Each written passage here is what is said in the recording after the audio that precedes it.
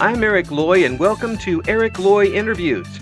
On this podcast, we talk with folks from the VTuber community on their channels, their talents, their stories, where they come from, and their plans for the future. And we have Blobbyderp here. Hi. Hey, I appreciate it's you me, it's coming Blobby. on. Please introduce yourself to everybody. Hi, I'm Blobbyderp. I'm a perfume making VTuber. I make perfumes on stream, and I also play a variety of games. A lot of them are indie games, but recently I've been very hooked on Marvel Rivals, which is, I'm not sure if it's so hot anymore, but it was the hot new thing like a couple months ago. Oh, well, I think it's still pretty hot. A lot of people are still playing it, and they're coming up with tournaments now for this thing, and the big and small tournaments. And a lot of people are putting together teams. Oh yes, actually, I just participated in one, and I made a lot of friends actually. Yeah, yeah. Did you Yeah. shoot all of your friends? Yes, actually. Well, the first group that I made friends with was the team that I was competing with, Uh-huh. and we usually organize practice sessions with other teams. Hmm. And what we do is, well, we will play against each other, and then afterwards we do a bit of a review, just like in sports, I guess. I Yeah. used to play a little bit of like soccer, so Hmm.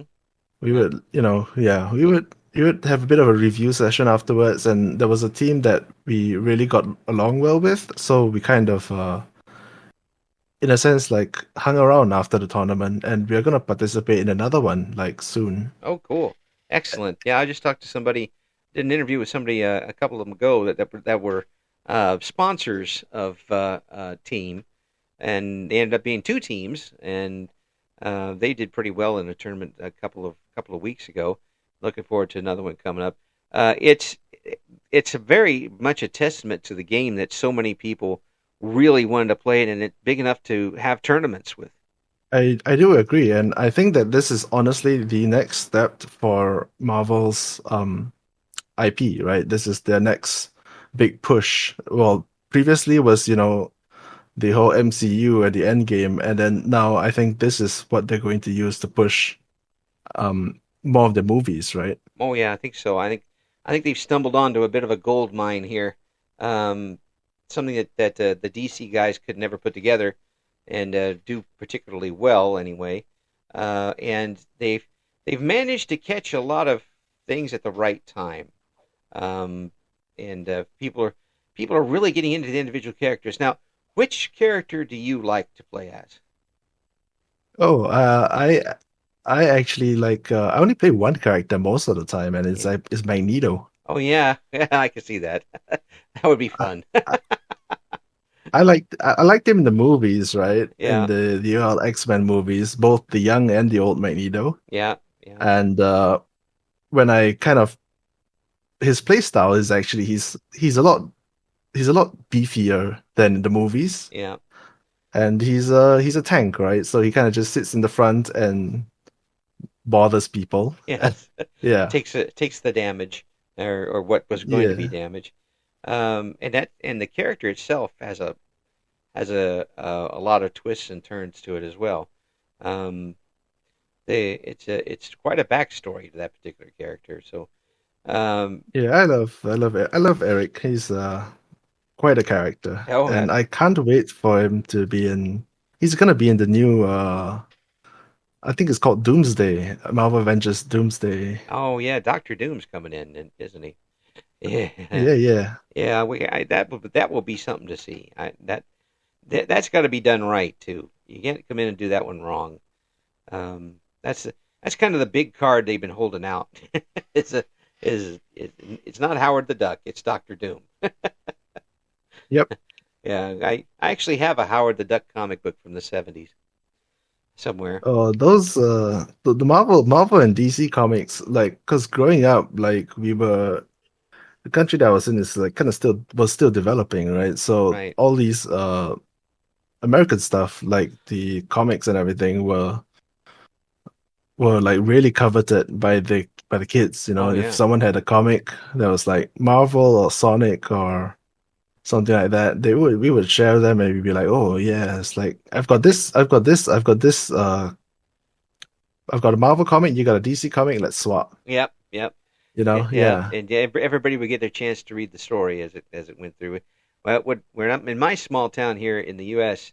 Um, we would get a comic every once in a while, but we'd never get like two of the same one in a row. Oh So, yes, so yeah, I understand the feeling. so if I got a Superman or Batman comic one day, then it would be just that, and I'd hope it was like the end of the series or arc or something. Because if it was continuing, I was never going to find out what happened. Because Yeah, it's like next time it was gone. So it didn't. So when I got older, I was able to get some subscriptions, which helped out quite a bit. But um, I had money then. But the I can imagine that a lot of folks got a chance to keep up with the same same people in the universe. Who was your favorite back then? oh, back then, I think it was honestly it was the X-Men. So it was the whole idea that, Charles Xavier had like a home or like a school for what was it called again? It was the school for the Something gifted. It was something gifted. Yeah, yeah, yeah, yeah. The whole idea of that kind of thing where you take people who are different and kind of can't really fit in yeah, and kind of put them in a place where they can thrive, I think was huge to me. Even as a kid, I could understand that. I was like, wow. yeah, yeah, and that there were people like that out there. That Yeah. yeah, and the universe they did a really good job with that. Now they haven't always hit the right notes, but for that they've done a pretty good job. So these days you play a lot of that. And what else? What was the other game you mentioned you play a lot of? Just a variety of them. Yeah, I like to play a lot of indie games. So games that usually are made by one player, one developer. yeah. Recently I've been very interested in Voices of the Void, Mm. and I was just browsing Steam recently, and I saw a new game which is looks a lot like the old real-time strategy games that I grew up with. So it looks a lot like Command and Conquer, StarCraft kind Oh of yeah, deal. yeah, yeah. Yeah, I played StarCraft myself, which is probably a surprise to anybody who knows how old I am. I did play StarCraft, and yes, I cheated Yeah. my way all the way through it. Let's go. Let's go. Yeah. I But love StarCraft, man. the problem I had with StarCraft was was the switching sides thing. Um, once I had to be the aliens, I was done for. I couldn't figure out how that was working. But Oh yeah, the playstyles are completely different. yeah, and I was just getting run over every time when that happened. I just I could do everything but that, and that's you have to do that, otherwise you can't continue in the game. But up to that point, it was really fun. It was really fun. Um, I'd like to see it done now with today's graphics, how it would work. Uh, might be better, might not be better. It depends on how it goes. If you were looking forward to a particular game coming out, are you looking forward to one, or is there one that you've got that you haven't played yet online? Oh, there's a lot that I've got that I want to play, but I haven't gotten around to it. So like the new Space Marine, I'm a big fan of Warhammer. Mm-hmm. Yeah, the new Space Marine game, but just haven't had the time to go around to get it. Yeah. And Silk Song, definitely Silk Song. Okay. That was the big thing. There was the big new release, the big new teaser that came out in the new Nintendo Direct. Okay. Now tell me about that. What's the big catch for you there? So Silk Song is actually a game in the Hollow Knight universe. Hollow Knight is a very beautifully made game with a very deep world building, beautiful art, beautiful character design, set pieces, and everything. Mm-hmm. And Team Cherry, the Australian developer, they put so much love into the game, and you can feel it when you play it. Like all the animations are hand drawn, and like before the game was actually confirmed to be released, there was a article in the magazine, right? In a Mm-hmm. gaming magazine where or publication where they interviewed the lead artist and they said, okay, well, lead artist, what have you done for the game so far? And he said, oh, well, I've drawn about 200 benches. Because like a bench is in the game is a save point, right? It's a Yeah. checkpoint. So you if you want to save the game, you go to a bench. And these guys, they every single bench is unique to the environment that you will find it in. That's cool. I mean, that's some real Yeah. detail there. That is some real detail there. So it tells you a little bit about the care that they put into the game, doesn't it? Yes, it is a almost an it is something about art when to me at least Yeah. when I feel that you are so obsessed with it. It's like it's a bit like an obsession kind of thing Hmm. for artists, right? We care so much about these things that a lot of people would miss, but because of all of these small little things, Hmm. creates like a great product. Yeah. Yep. Are you an artist yourself? Well, call I don't know if I would call myself an artist, but I do make there's a lot of artistry in perfume. I Hmm. personally I perfume making is a bit of a blend of science and art in Yeah. a sense because I you have to I understand the molecular you don't have to understand it all the way. That's the chemist job, but right. Right. you have to understand I understand that what uh you're talking about. I mean, really, it is an artistry in a lot of ways because you are creating something that will that is to please somebody else in in their senses, one way or another. definitely. Yeah, Yeah. I do just not in a just not in a visual art sense, more of like a I think it's more of a handiwork sense, Yeah. maybe. Yeah. Yeah. So, Yeah. what? I mean, when you do this, you're doing it online too, occasionally, right? Oh yes, occasionally I live stream it. I've got a camera above my work table Yeah. and I will just make it on stream and sometimes I play around and I'm working on a lot of new things, but it's been taking a bit of time. Oh, yeah. So yeah. Now, do you think people really have any idea what goes into making one of those scents? Mm, generally no. So Mm-hmm. for me, I've been in the perfume industry for over 10 years. Mm-hmm. I started my teens actually. Mm-hmm. At first I was in what's the word? I was working retail at one of those fancy perfume boutiques. Oh boy. Yeah. Congratulations for surviving that. Oh, it was actually quite an enjoyable time because you do have it's not the same as like fast food, right? Yeah. You don't get a lot of people, Yeah. but the people that do show up, they expect a certain level of attention and care to them. Yeah. Right. Right. Right. And if you don't get it, you'll hear about it.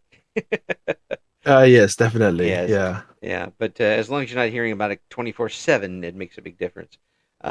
So how did you get from there into the making field? So, yeah, I was working retail for perfumes for a while, and then after that, I joined a. Right now, I'm working for a small startup that sells perfume. It's still the same stuff as they don't make their own stuff. They're still selling like the branded stuff, but it's Mm, just at a markdown from retail. right. Right. It's like a discounters kind of deal. Yeah. Right. Right. So when you're making it yourself, if you were trying to come up with a, if I say I want it to be a lavender type of scent, Oh, what? speaking of, I'm actually working on a lavender for a somebody approached me and asked if like I do commissions, right? Yeah. And I said not I said, well, not officially, not publicly, but Yeah. I could try to do something for you. Yeah. And we're doing a lavender right now. Yeah. Yeah. So what would go into something like that without spilling all the secrets? But what would be generally go into that as far as ingredients go? Well, for us, for the perfumers, generally we understand lavender as well, we understand materials as two different things. We understand them as naturals, Hmm. which is your lavender absolute, and also so in those sense we have to worry about where is the lavender from, which breed of lavender did they extract from. So that's the naturals. Hmm. But those things are like lavender absolute from this place, right? Hmm. For example, like from France or something, right? Right, Lavender from right. France versus lavender from New Zealand, Yeah. right? Okay. Two different things, or Tasmania specifically. Uh-huh. Yeah, so we would worry about that. But if at the same time, we also have to be conscious of the synthetics that we use, Hmm. the molecules themselves, right? Right. Um, so for lavender is actually a 40-20, 40/20. between, sorry, 40-42. Okay. So why do we call it 40-42? Is because it's the ratio of two different molecules which make up lavender. Okay. And does is that different from where you what would be the difference between picking it up from one country to the other country? Is it just how they were raised, or is it are they different flowers? So sometimes they can be different breeds, but Mm-hmm. at the same time, even if it's the same breed, and this matters a lot in at least for me, from what I've seen, this matters a lot for lemons, Mm-hmm. right? Lemons and bergamot. Right. You, for example, it's so important and it's so different because of the climate Mm. that they're brought up in, that some companies, the larger companies, they will actually buy up farms. So they said that, okay, your entire yield for the next 5 years goes to me and me only. And so to other people, they can't recreate it because they don't have access to that region. Okay. So it's but it would say a flower that was grown in an environment that didn't have a particularly good um let's say that was a very heavy factory area that didn't have a whole lot of great uh, surrounding area and atmosphere to grow in. Would that be different than one, say, out in the wild, or in a situation where everything was controlled and they had the absolute perfect environment to grow? I think it's a bit of a blend of both because if you try to grow it in a perfectly controlled environment, uh, I'm not sure entirely how successful that would be because at the end of the day, people are still using farms, right? Mm, right. As for the bulk of absolutes that we use.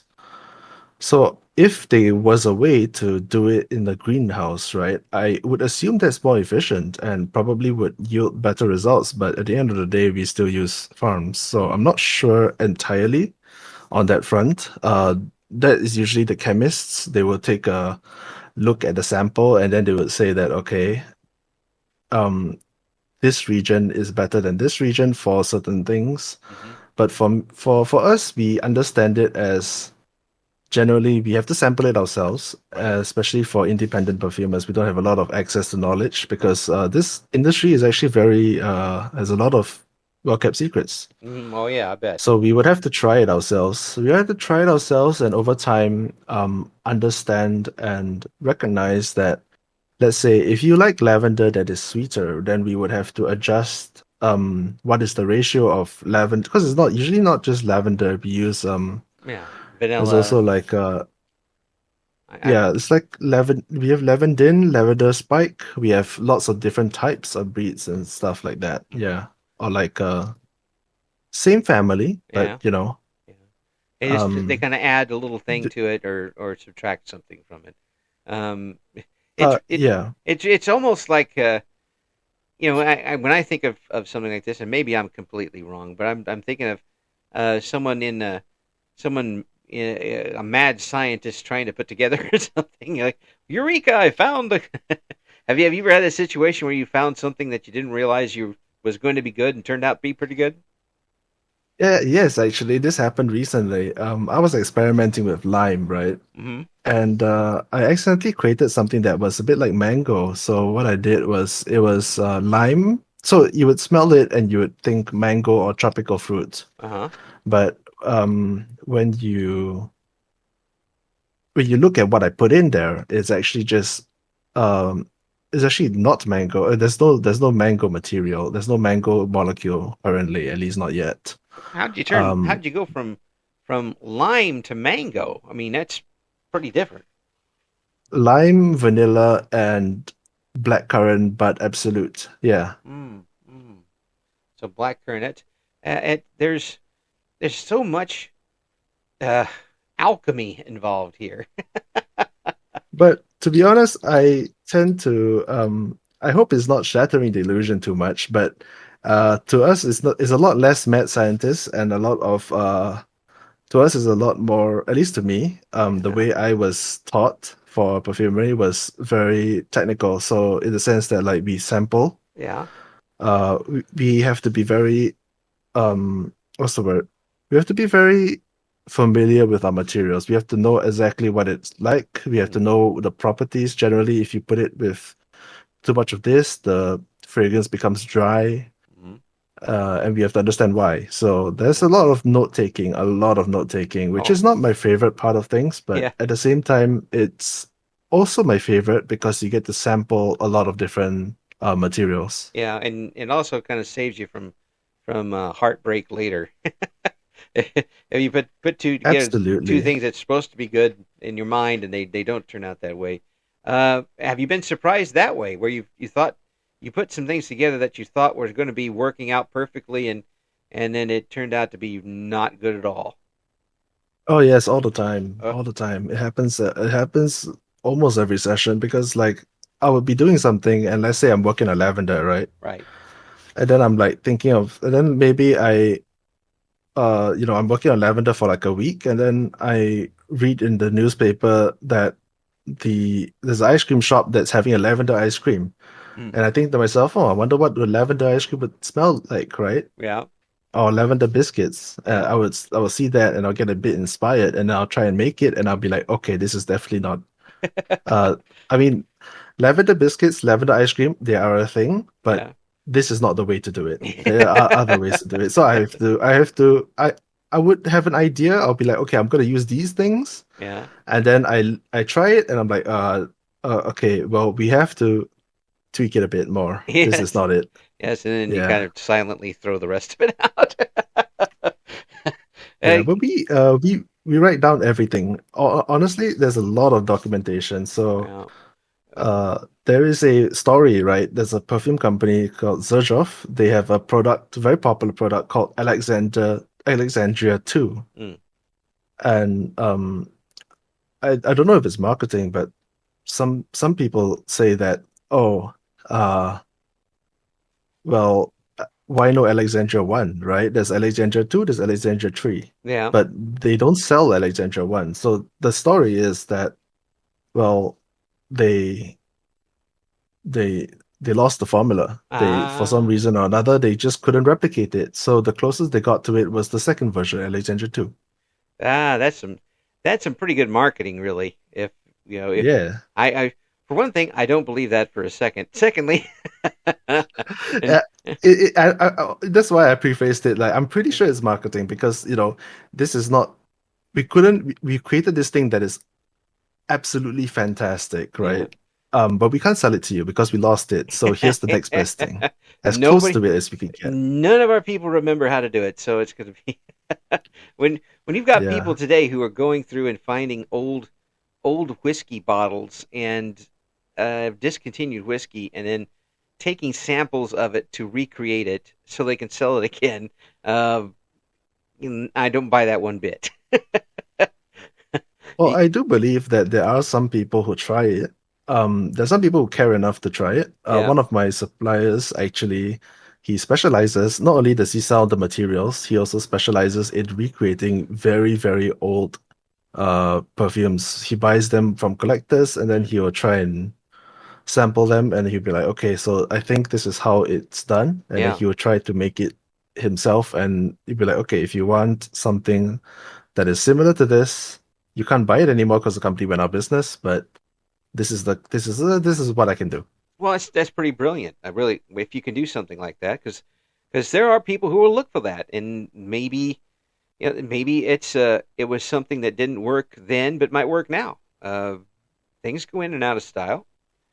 Scents do too, I For sure. imagine. I don't know if lavender's ever going to go out of style because Never ever. everywhere I go, I smack right into a wall of lavender or something. Yeah, lavender is never gonna go out of style. Rose will never go out of style. But Yeah. fun fact about rose, what we know as rose is very different from rose oil. Oh, I bet.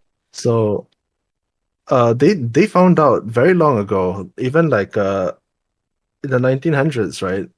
They found out that geraniol smells a lot like rose, Uh-huh. except that geraniol can actually be produced from other plants. Like you can get geraniol from lemongrass. So Oh. that means that you don't have to spend all this time cultivating rose. Oh, yeah. That would be And expensive yeah, too. Yeah. and it's way too expensive. So people were like, okay, let's just use geraniol. And until today, so what people know as rose scent is actually the molecule geraniol, which is Mm. also in rose, but it's not the whole thing. So if you were to spell rose oil, Yeah. it would be very earthy and it would be very green and it would be not as sweet, not so jammy. Mm. Yeah. So it's got the title of that, but it isn't exactly always from the rose. Definitely. Mm. But people are so used to it that that is rose. That is our standard for rose. So when I show people rose oil, they're like, is this really from a rose? and you're like, Yeah. I can't answer that. Because it's like it's not sweet and it's not sweet like we are used to, right? It's Yeah. like a bit earthy, a bit slightly spicy, Yeah.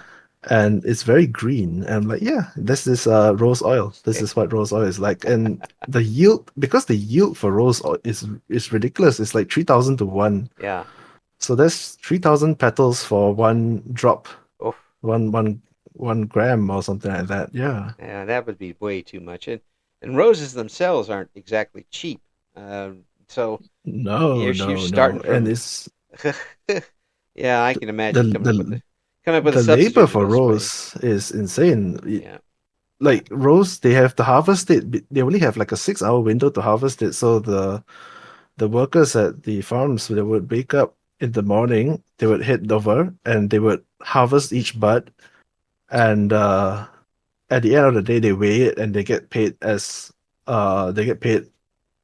for how much they harvested. Yeah. That's yeah, that's how some of the farms are run. Yeah. Wow. V- Then you see,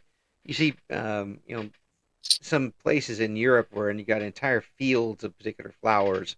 Where I'm living in the middle of the United States in Illinois, the only thing you see big fields of is corn, beans. Yeah, the US has a lot of corn. Yeah, yeah, they do have a lot, and soybeans too. We have a lot of soybeans. They put soybeans in everything now. So would you say now that you're pretty expert as far as the perfume industry? Oh no, no. I'm very familiar with the trends and the products, right? Uh-huh. Because that's my job, that's my day job. I have to be familiar with the new releases Hmm. and such. And the making perfume is actually a so actually how I got into it was my boss, right? Right. He is like, "Do you ever want to make them?" And I said, "Well, yeah, if I could, right?" But because he knows that I've been around for quite a long time, longer than part of the reason why he took me on was because I've had a lot of experience as a sales rep. All right. So it was like, you know what? You've been around for so long, you've seen a lot of different perfumes, you've tried a lot of them, and you are able to talk about them. Why don't you try making them? I said, sure. Uh, I don't know about like because training is expensive, and on top of that, I may not meet the qualifications. But at the end of the day, I told him if you can work with me for the material costs and everything, uh, in a sense, it would be like paying for my training, except that it's a lot cheaper. Yeah. And I would try my best to learn everything myself. So there's a lot of books, a lot of textbooks. There's actually not a lot. There's the same 5 textbooks that everyone reads, or like everyone like normal, like either publications written by perfumers. There's only one proper textbook, and it's like very expensive. Mm. It's like a $500 for a large book, Oh, geez. huge like a university textbook, right? Yeah, are they That's made what it out of looks like. Are they made out of tulips? Yeah, Or roses, I should say. Are they made out of roses? There's a lot of expense in there, and I imagine trying to find especially with the ingredients, trying to find something that's equivalent to it um, would take so much cost out of it and make it a lot easier for everybody. That's that is fascinating. That entire uh, concept and the process of doing it, and I think folks take that for granted when they go and buy their perfumes or colognes or what have you. That oh yeah, they just or if they go through a game that uses ingredients, yeah, they just crush it up and put some water on it, and there you go. It's perfume. No, yeah. It's a little bit more complex than that. a little But bit, a lot more there are some complex. people that do that. There Yeah. are some people that do that. The problem is that the products tend not to be as good. But at the same time, it's very important for perfumers to learn how to make some ingredients on their own, like vanilla tinctures, Hmm. because then this is your secret formula, right? This Right. is nobody knows how exactly you tinctured at the end of the day, it's vanilla pods and alcohol, right? Right. Ethanol. Yeah. But how you did it, the environment you did it in, or if you treated them in a certain way, you will get different results. For example, so that's why a lot of these indie houses they have their own in-house absolutes, in-house tinctures, as they Mm. call it.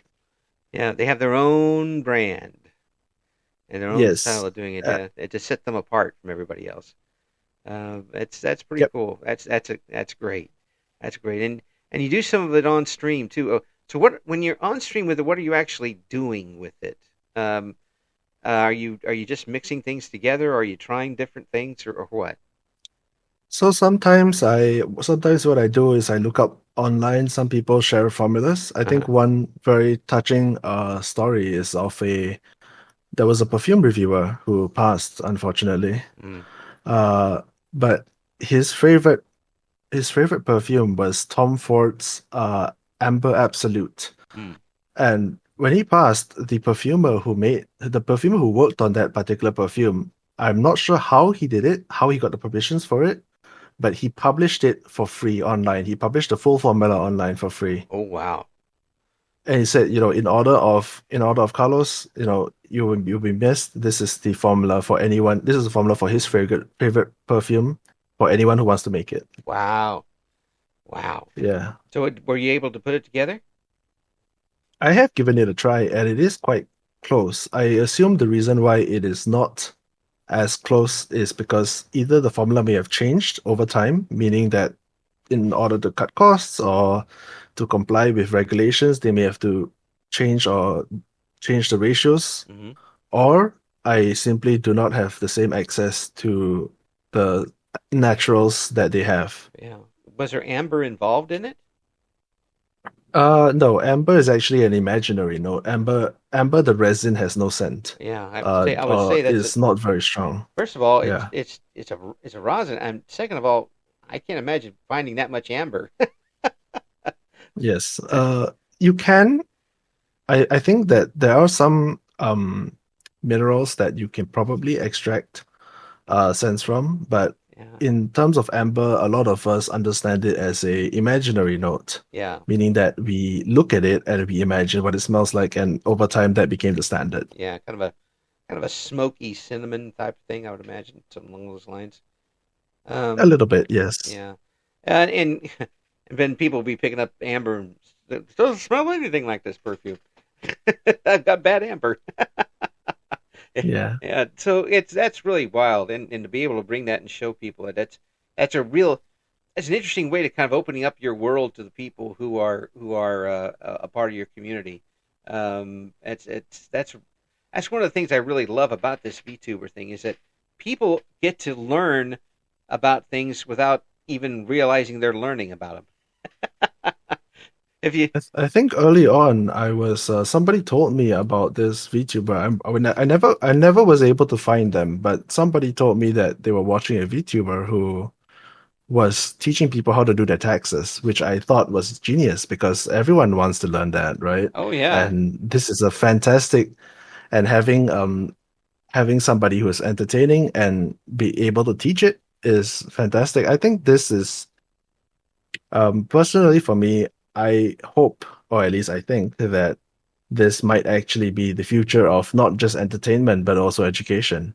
I think that might be Uh, true, especially when you're talking internationally, because there's so many red tape things to go through in every particular country, depending on the situation of what's acceptable and what's mhm. not. But if it's out there and for people all over the world to be able to tune into it, then everybody's getting that same quality and that same opportunity to learn, which is always good, I think, in as far as that goes. I mean, as Yeah, long as they're teaching the right things and not I mean, you know for me, I see. Yeah, for me, I see the internet as like it's a bit like the world's communal library, right? right, Because last time, if you wanted to learn, even so I was telling you about the really expensive book, right? right. So the library that I have, the library that is near me, they actually have that book, but Well, you have to read it at the library. You can't bring it home. yeah, yeah. It's a So it's one of yeah, those books. Yeah, yeah. but I want to bring it home for a couple of years. No, we're gonna leave it here so other people can So get them. you're allowed to make photocopy or like take your notes and everything, but the book stays in the library because it's if you lose it, it's pricey, right? Oh yeah, reference books always Yeah. have that extra price on them. But Ah, that's the word, reference books. yeah, reference. Yeah, I used to do Yeah. that a lot here. The thing that I needed was in a reference book. Can I take it home? No. Okay, fine. But I tell you what, it's an absolute pleasure talking with you and finding out some things I didn't know about for sure, and that some of the things that people are going to be able to see on your streams from here on out. Do you have a regular schedule right now? Unfortunately, no, but I do have a next event coming up Yeah, on the let's see, let's check the calendar real quick. yeah, On the 3rd of Saturday, 3rd May, yeah. 3rd May, 10 a.m. Sorry, 11 a.m. Eastern Standard Time. Okay, what you got going? I've got a bit of a debut celebration, so I'll be Ooh, introducing myself and also